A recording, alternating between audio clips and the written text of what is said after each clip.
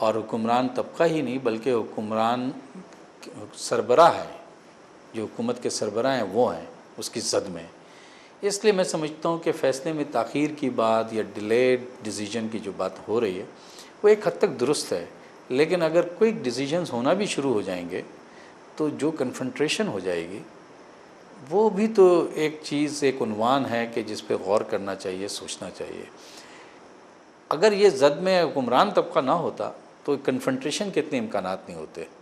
आप कह सकते हैं कि अदालत फ़ैसला करे, जो चीज़ सही है, जिसकी जद जिस पे पड़ जाए, लेकिन बहरहाल कुछ चीज़ों को देखने की ज़रूरत पड़ती है। अलबत्ता मैं ये ज़रूर समझता हूँ कि अदालतों को बिल्कुल ऑन मेरिट डिसीजन करना चाहिए। जद किसी भी पड़े वो हिकमत के तकाज़ों को और मुल्क के वसीतर तनाजुर में जो मफादात हैं उसको देखते हुए अपने इक़दामात करती रहे। आज नहीं कल जस्टिस लाना होगा।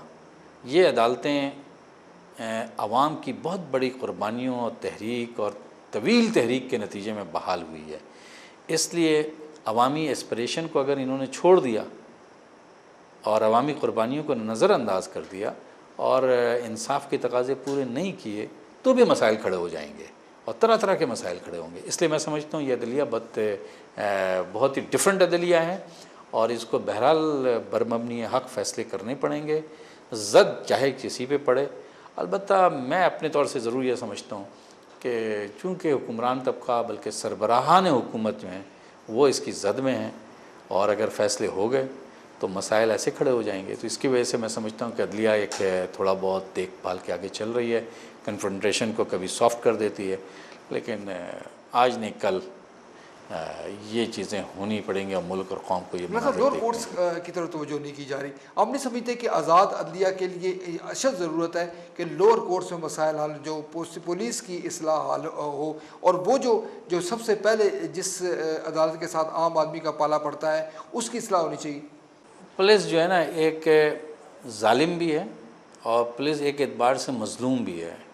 मैं पुलिस को जालिम इसलिए कहता हूँ कि छोटे जो सतह पर वो ज़्यादतियाँ करती है और जो जहाँ पर वो बिल्कुल एक इंसाफ के साथ तकाज़े पूरे करके मुजरिमों को पकड़ना, FIR काटना और मुजरिमों को तलाश करना, ये काम वो बड़ी बग़ैर किसी इन्फ्लुएंस के कर सकती है, अक्सर औक़ात वो नहीं करती। इस वजह से मैं उसे जालिम कहता हूँ।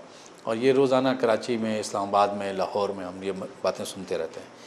लेकिन मज़लूम इस बात से है कि पुलिस जो है under the control of the government होती है, चाहे ये गवर्नमेंट प्रोविंस की हो चाहे सेंट्रल की हो। ये अभी जो सिस्टम हमारे यहाँ चल रहा, पहले बीच में एक छोटा सा सिस्टम आया था जो डिस्ट्रिक्ट गवर्नमेंट का सिस्टम था, जो अबॉलिश हो गया। अब लोकल गवर्नमेंट की तरफ हम जाना चाहते हैं और प्रोविंसेस के अंडर में पुलिस है और ये सबको पुलिस को पता होता है, IGs को, SSP को, SPs को, इन सबको पता होता है कि ये हमारा सरकार है, इनकी बात हमें माननी है और सारे जो पॉलिटिकल इन्फ्लुएंस है पुलिस पे पड़ते हैं और इसी वजह से पुलिस अपना किरदार नहीं अदा कर पाती है। कराची में आप देखें ना जितना वायलेंस हो रहा है, ये पुलिस एक्टिवेट क्यों नहीं हो पाती। आज आप पुलिस को इख्तियार दे दें, देखें पुलिस क्या है। नसीरुल्लाह बाबर ने कराची में जो एक्शन लिया, मैं उस कॉन्टेक्स्ट में नहीं बात करना चाहता, लेकिन नसीरुल्लाह बाबर ने बेसिकली पुलिस को इस्तेमाल किया था कराची में। उसको फ़ौजी कार्रवाई कहते हैं, लेकिन वो एक्शन जो हुआ था अंडर दी पुलिस था। ठीक है, उसमें नसीरुल्लाह बाबर साहब सो एक्टिव कि फ़ौज का कलर बन गया वो। लेकिन मैं आपको सिर्फ ये कहना चाहता हूँ कि पुलिस बहुत कुछ कर सकती है, लेकिन पॉलिटिकल इन्फ्लुएंस से निकालें। उनको डर होता है कि MQM वाले मारेंगे, उन्हें डर होता है कि शहबाज शरीफ मारेगा, उन्हें डर होता है कि जनाब कोई और पॉलिटिकल लीडर सिंध का मारेगा, बलूचिस्तान के सरदार मारेंगे। तो ये तो फिर निज़ाम को तो कोई भी नहीं चलने दे रहा। पुलिस को क्लियर अथॉरिटी, क्लियर जो कॉन्स्टिट्यूशनल मैंडेट है उसके मुताबिक उसे चलने दें, वो इन्फोर्स करे, इंसाफ के तकाजे सब पूरे करें, तो देखें फिर। ये लोगों में जो मायूसी है, ये जो फ्रस्ट्रेशन है, ये क्यों पैदा हो रही है? लोग कहते हैं कि हुकूमत बिल्कुल उनसे लाताल्लुक़ है और अमन व अमान की सूरत हाल बहाल करने में नाकाम है, जबकि हुकूमत का अवलीन फ़र्ज़ ये है कि वो अमन व अमान की सूरत हाल को बरकरार रखें। देखें, मुल्क में मायूसी ज़रूर है और मायूसी बढ़ते बढ़ते नाउमीदी की तरफ यकीनी तौर पर चली जाती है। नाउमीदी भी है लोगों में, लेकिन हमारा जो सबसे बड़ा पोटेंशियल है वो है पाकिस्तान का नौजवान तबका।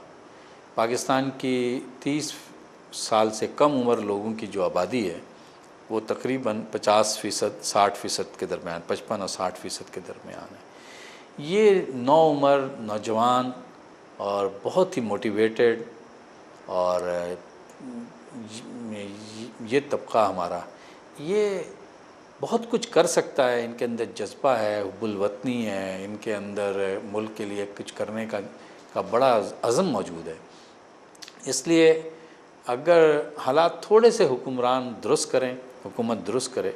लेकिन कितने अफसोस की बात है कि आप ये देखें कि हम ये कह रहे हैं कि मुल्क में ये हुआ, पहले करप्शन हुआ, फ़लाँ हुआ, अदालतें कार्रवाई कर रही हैं, एक्शंस ले रही हैं, लेकिन आपको कहीं साइन नज़र आया कि हमारा हुक्मरान तबका उसने करप्शन बंद कर दिया हो, उसने मेरिट के बग़ैर अपॉइंटमेंट का रास्ता बंद कर दिया हो, उसने हज के स्कैंडल्स इस दौर में हुए हैं।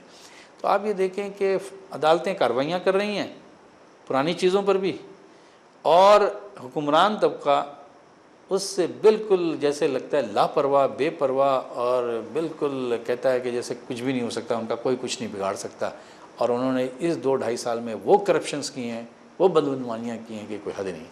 तो इस वजह से नाउमीदी तो हो रही है, लेकिन ये नाउमीदी एक तबके की है और अक्सरियत मुल्क को तरक्की होता हुआ देखना चाह रहे हैं, और ख़ुसूसन नौजवान तबका इस मुल्क की खिदमत करना चाह रहा है। सिर्फ़ एक लीडरशिप की ज़रूरत है।